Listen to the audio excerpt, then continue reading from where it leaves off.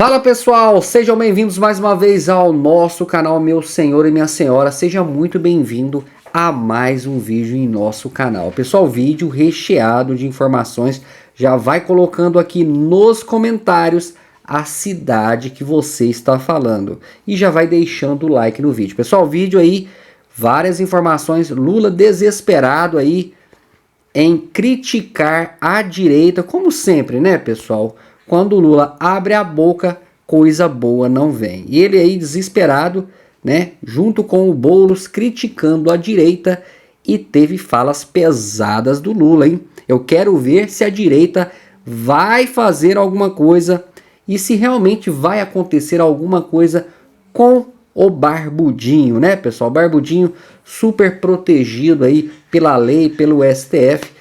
Quero ver agora o que vai acontecer. Assista esse vídeo até o final para vocês entenderem essa história. Mas antes, quero pedir para você se inscrever aqui no canal. Se você não é inscrito, se inscreva gratuitamente, clicando no botão inscrever-se. Depois clica no sininho para receber as notificações. Deixe o like no vídeo e compartilhe ao máximo esse vídeo nos grupos de WhatsApp, em suas redes sociais. Vídeo bombástico, fiquem até o final, vale muito a pena. Sem mais enrolações, bora pro vídeo, pessoal. Seguinte, Lula defendeu Guilherme Boulos em um discurso durante o lançamento da candidatura dele à Prefeitura de São Paulo, a candidatura de Boulos à Prefeitura de São Paulo, nesse final de semana aqui na capital paulista, e atacou a direita, chamou a direita de nazista e mentirosa. Vamos ver.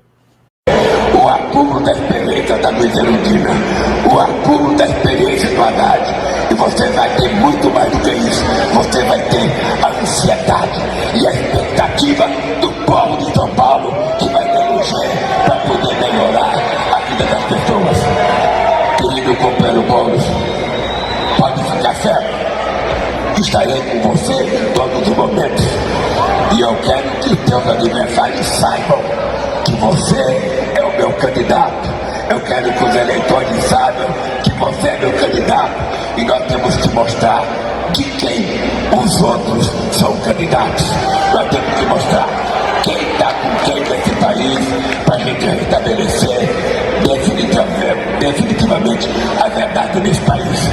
Uma coisa eu estou certo, com a vitória do Boulos, a gente vai dizer que nunca mais a extrema-direita, os fascistas, os nazistas, os negacionistas, os mentirosos, os fake news vão voltar a governar este país ou esta cidade. Muito obrigado a você, gente, e até a vitória do companheiro Boulos no dia 1º de janeiro. Vamos trabalhar, trabalhar e trabalhar, porque cada um de nós agora seremos o Boulos.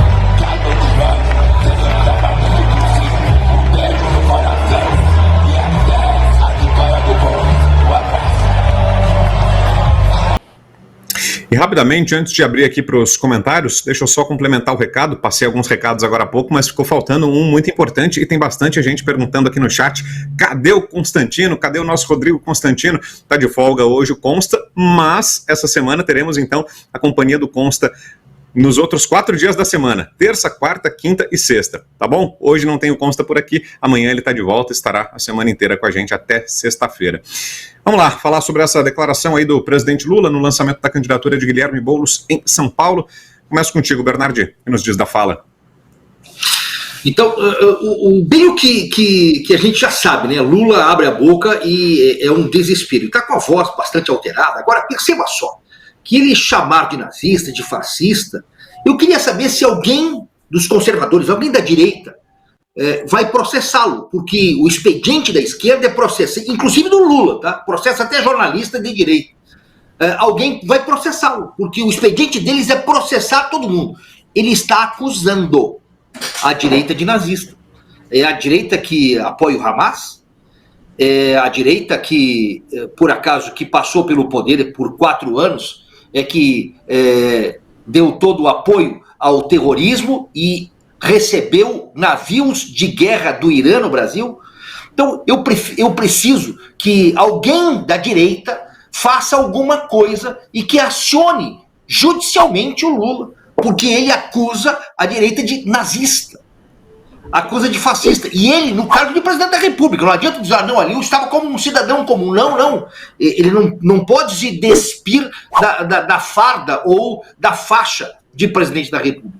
Ele não pode tratar quem quer que seja, nenhum brasileiro, nenhum, até porque ele mesmo diz que ele não é o presidente da esquerda, ele é o presidente dos brasileiros. Desta forma, ele não pode fazer esse tipo de discriminação. E eu coloco essa mesma fala na conta da justiça. A gente ouve ministros do Brasil chamando a extrema-direita, condenando a extrema-direita. Primeiro que nós não temos extrema-direita, nós temos direita.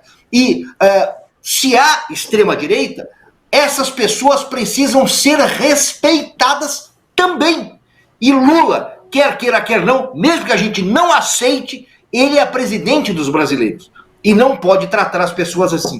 Alguém tem que ter coragem, alguém tem que ter culhão nesse país e processar esse cara pelas asneiras que tem falado.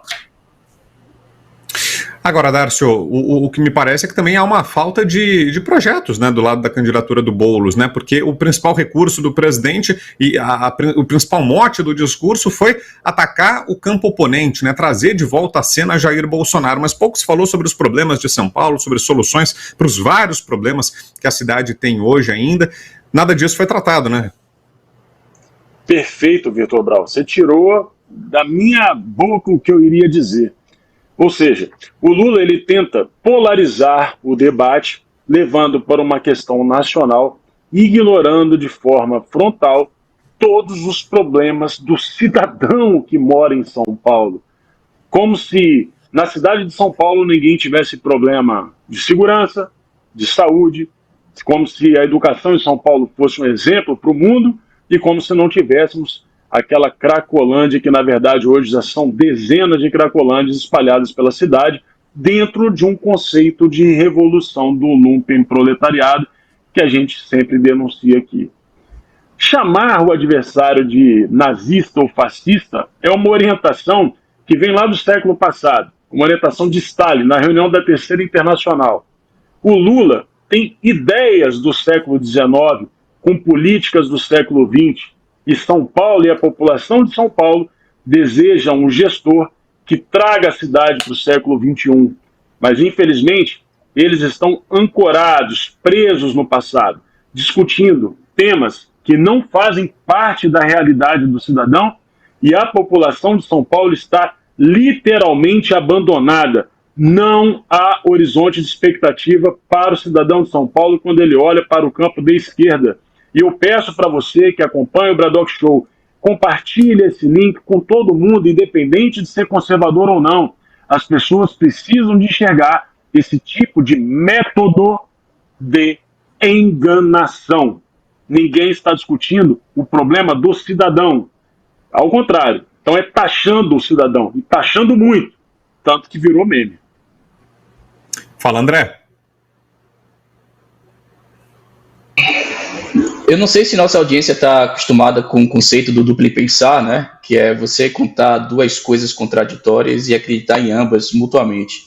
Esse conceito se aplica muito fortemente dentro da estrutura da esquerda.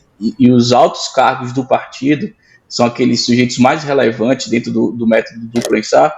Eles estão conscientes desse processo. Então, o sujeito conta uma mentira deliberadamente e acredita fielmente nessa mentira. Eis aí o sucesso do duplo pensar.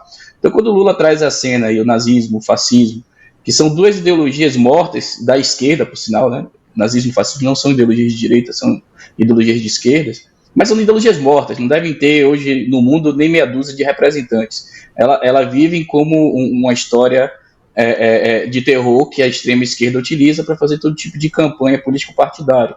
Ele sabe que são ideologias políticas natimortas. São ideologias que não existem mais, que não tem nenhum tipo de preocupação, lá não tem mais nenhum tipo de expressão. Mas a ideia aqui é você desumanizar o seu adversário. Chamar o seu adversário de nazista e fascista é um super trunfo. Um super trunfo político, é um bilhete mágico para você poder fazer qualquer tipo de coisa contra seu adversário. Inclusive dar um tiro na cara ou uma facada na barriga. E quando você começa a transformar aquele indivíduo num monstro, você despersonifica o indivíduo, você autoriza a sua militância, a sua estrutura partidária a persegui-los. Então você coloca a senhorinha de 70 anos na cadeia, você coloca a mãe de família na cadeia, você coloca pai de família na cadeia, você persegue jornalista, você exila jornalista, você persegue político adversário, por quê? Porque você está lidando com monstros. Então o objetivo político por trás daquelas falas do Lula é desumanizar a oposição e legitimar a perseguição política que tem sido implementada dentro do Brasil. Ele não faz à toa, ele não faz de forma displicente, ele não está caducando, ele sabe muito bem o que está fazendo, mas ele acredita fielmente nesse processo porque é isso que viabiliza hoje a estrutura de poder. Então ele está se vangloriando que a estrutura de poder totalitária que foi montada não vai permitir o retorno da oposição que ele ali pejorativamente chama de extrema-direita e nazismo.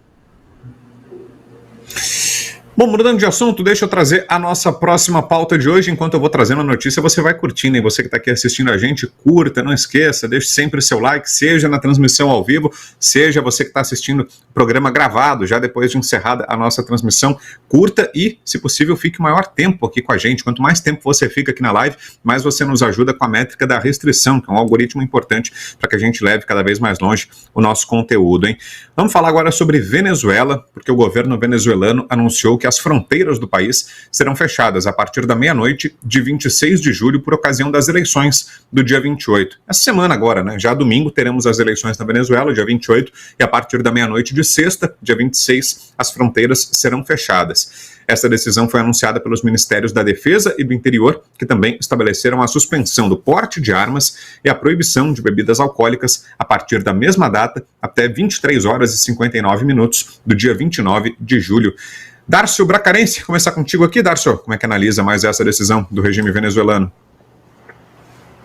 É o que ele tem feito em toda eleição. Fecha a fronteira, quem está fora não entra para não votar contra o regime dele. Porque, afinal de contas, se existe alguma possibilidade do voto ser contrário ao regime, as famílias precisam buscar alguma proteção. Então, as famílias que estão fora, que fugiram da ditadura venezuelana, obviamente ficam impedidas de participar do processo. Ele já fez isso em outras eleições, e eu acho muito curioso, porque restringe bebida alcoólica, restringe não sei o quê, para dar um ar assim de que a gente tem um processo eleitoral normal na Venezuela. Não, não é um processo eleitoral normal. A Venezuela é uma tirania das mais violentas. Hoje eu tratava disso num outro programa, acerca dos relatórios de várias entidades, inclusive vinculadas à ONU, que tratam dos presos políticos, das torturas, dos choques elétricos, dos abusos sexuais cometidos dentro das penitenciárias contra mulheres, principalmente. Nessas horas a gente não encontra feminista nenhuma para questionar os abusos sexuais contra as meninas que são presas, porque muitas são estudantes. O sistema venezuelano levou a população a um verdadeiro colapso. Hoje, na Venezuela, existe restrição, no caso, existe ali uma situação muito complicada em relação a não só comida, mas também remédios. Então, é uma população que está morrendo sem a menor possibilidade de qualquer tipo de auxílio. Não existe nenhuma instituição hoje que não esteja sob a guarda ou sob a vigília desse poder totalitário. E pior, né? Independentemente do resultado, ainda que a gente tivesse um processo eleitoral justo, limpo, que desse a possibilidade de uma eventual oposição, que praticamente ainda existe naquele lugar, ainda que o Maduro caísse, nada mudaria, porque hoje quem controla a Venezuela são grupos armados, chamados coletivos, que a gente já tratou várias vezes aqui. A Venezuela é um daqueles casos, Vitor Brau, que só a natureza pode dar conta. A natureza, aquela mesma que garante que Lula já esteja com seus 78, Zé Dirceu também, né, que o Fernando Henrique já tenha chegado nos 90, assim como o Sarney tenha passado dos 90. Infelizmente, a Venezuela hoje tem uma situação metastática e que só a natureza vai dar conta. Agora, André, o que chama a atenção de todos nós é a forma como o Brasil tem lidado com tudo isso, né? Com essas inúmeras violações de direitos humanos. O Darcio foi muito feliz aqui enumerando e narrando para a gente a situação da Venezuela, mas enquanto tudo isso acontece, o governo brasileiro continua agindo como se a Venezuela fosse um player como outro qualquer, uma democracia. Hoje, para ser justo, o Lula fez até um comentário, disse que está assustado com aquela fala do Maduro na semana passada, falando em banho de sangue, mas é o mínimo, né? E é um constrangimento, né? Fala isso porque estava sendo cobrado pressionado, né, porque chegou ao limite a situação, né, não porque tenha alguma preocupação com essas violações, ao contrário, né, recebeu o Maduro na posse dele aqui no Brasil com um tapete vermelho, retirou a restrição de passaporte que o Maduro tinha para não entrar no Brasil, fez questão de recebê-lo quando tomou posse como presidente, durante o período eleitoral, inclusive teve um esforço tremendo para que esse assunto não fosse tocado, né, para que fossem escondidas as relações do petismo com ditaduras da América Latina. Então, o mais espantoso é a forma como o governo brasileiro, é assustador, né, ver que o nosso país trata esse problema, trata as violações de direitos humanos na Venezuela como algo corriqueiro, né, fecha os olhos para o problema, né, André? A gente tem que lembrar que hoje quem cuida de fato, apesar de não ser por direito, das relações internacionais no Brasil é o Celso Amorim, né, que é o assessor internacional da Presidência da República, que prefaciou livro sobre o Hamas, estava fazendo o Brasil passar vergonha recentemente, comparando a pena capital nos Estados Unidos com as ações que são feitas contra as mulheres no Irã. É o sujeito hoje que tem um amor apaixonado por todas essas ditaduras comunistas espalhadas no mundo afora, e é um sujeito extremamente radical, apesar da mídia, óbvio, a nossa mídia brasileira, que é esse ar de neutralidade, o vender como um sujeito extremamente normal e pacificador. O problema era o Felipe G. Martins, quando ajeitava a lapela do terno, que era um nazista. O sujeito fazer todo esse tipo de advocacia em prol a todas as piores tiranias que nós temos no planeta, é uma pessoa supernatural, afinal ele fala com fala pompada. Hoje é esse tipo de política externa que temos. O Lula, há pouco tempo atrás, dizia que na Venezuela havia excesso de democracia. Eu acho que temos um processo contínuo do Estado brasileiro que reflete a política ideológica de extrema esquerda que vivenciamos. Então, é natural para esses sujeitos. Violações de direitos humanos para eles é senhor de idade com Bíblia na mão e senhorinha rezando o texto. Isso é violação de direitos humanos para eles. Então, a capacidade dessas pessoas de viverem numa realidade paralela em prol da sua política pessoal é muito grande. Então, o Estado brasileiro hoje está aparelhado por essa ideologia e o posicionamento dele, infelizmente, vai muito aquém do que a gente gostaria de condenar vigorosamente todas as violações brutais que temos na Venezuela. Mas não estamos condenando nem as violações que temos no próprio Brasil. Não acho que é pedir demais condenar as violações para fora do nosso país.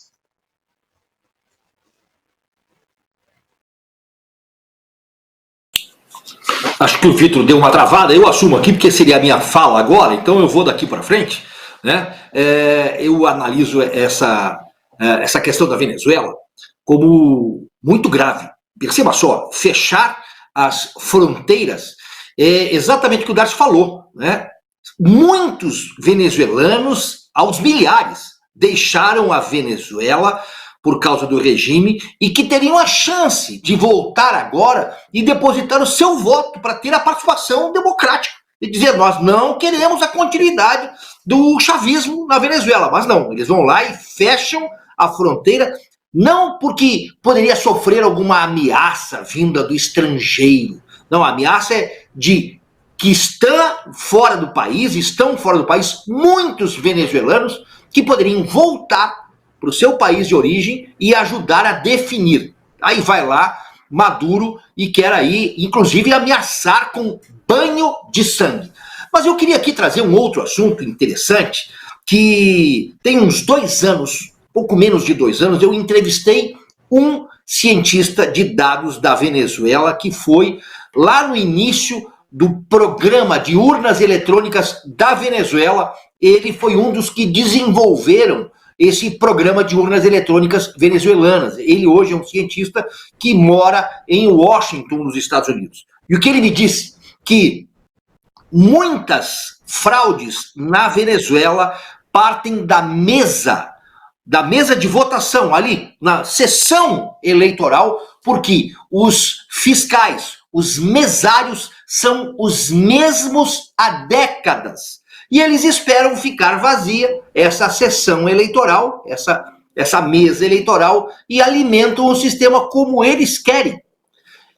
E aí me ocorreu que aqui no Brasil, eu, por exemplo, voto na Vila Mariana, aqui na cidade de São Paulo.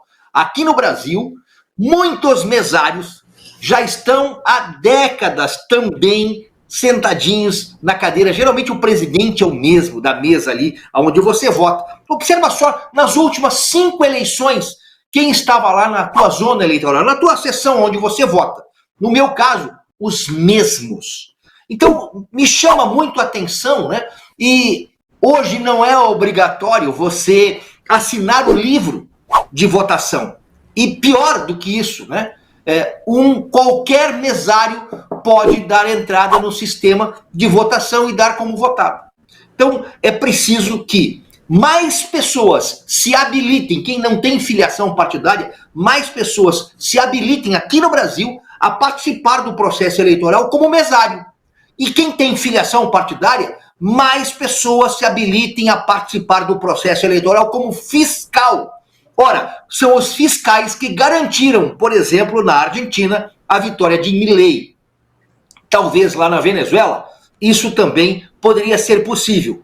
Mas lá o regime democrático está bem pesado, até porque tem promessa de derramamento de sangue. E aqui no Brasil, a gente sabe, se você não pensar como o sistema quer, você poderá ser cancelado nas redes sociais ou então ser mais um integrante daquele clube lá dentro da papuda, né? Ser preso por ato antidemocrático.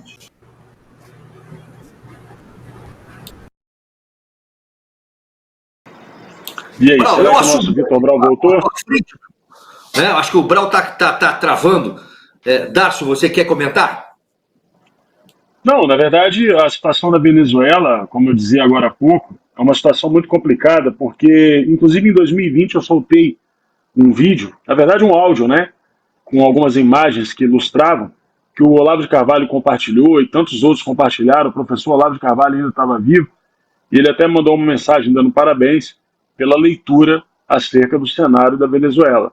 O que aconteceu na Venezuela é que os territórios foram sendo ocupados, e eu já vi em algum país que alguma coisa semelhante tenha acontecido, por facções criminosas.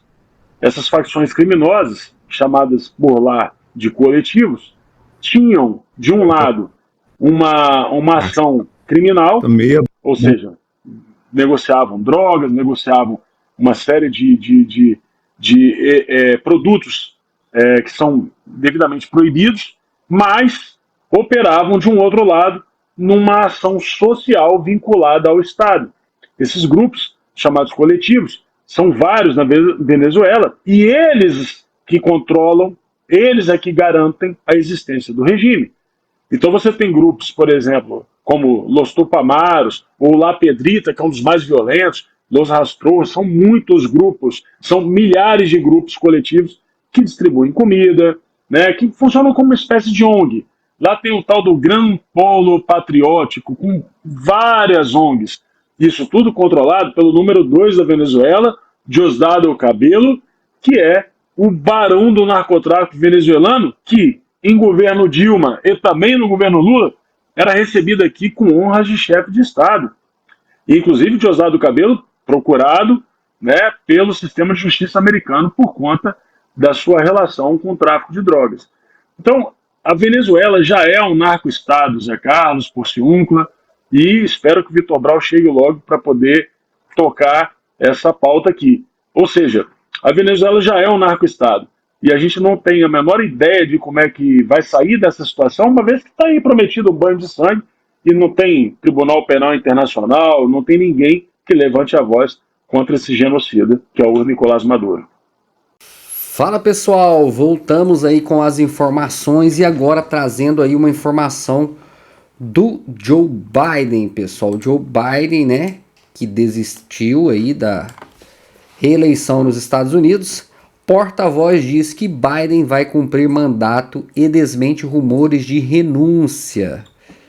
Em recente atualização da política americana, o presidente Joe Biden afirmou que não deixará o cargo antes do fim do seu mandato, apesar das crescentes pressões após sua decisão de não buscar a reeleição.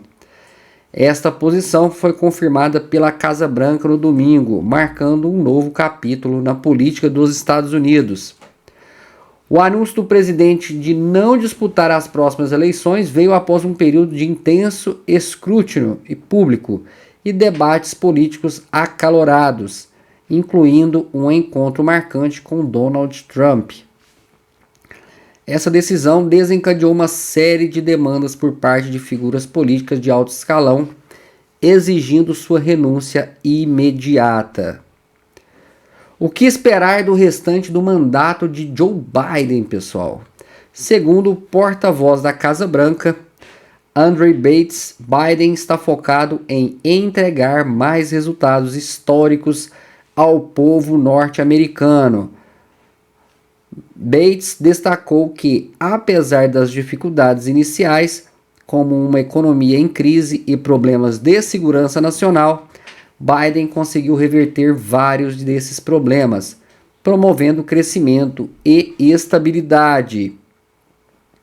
Quem são os principais adversários que exigem a renúncia de Biden?